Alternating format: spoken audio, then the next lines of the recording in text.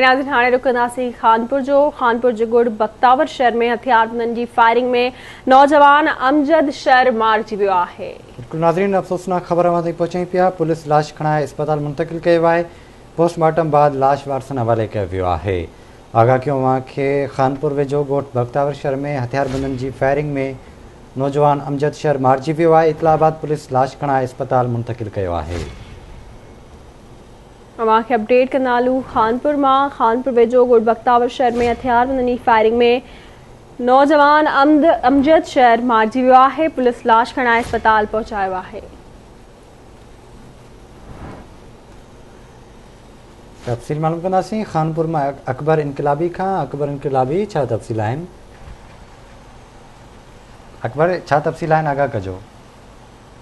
जी खानपुर तालुके जी रहमाबाद ॻोठ बख्तावर में चाची जवाबदार बंदूक फायर करे पंहिंजे भाउ ते अमजद अली मलिक मौजूदु शहर खे क़तल करे छॾियो।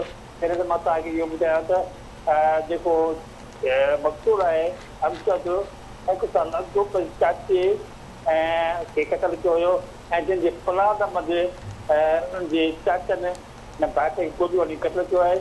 जॾहिं त केतिरा ई कलाक लाश वाक़ुआरा ते पियो रहियो, इतला बावजूद न पहुती ऐं उतो जे मौजूदु महिरबानी जी आगाह करण लाइ।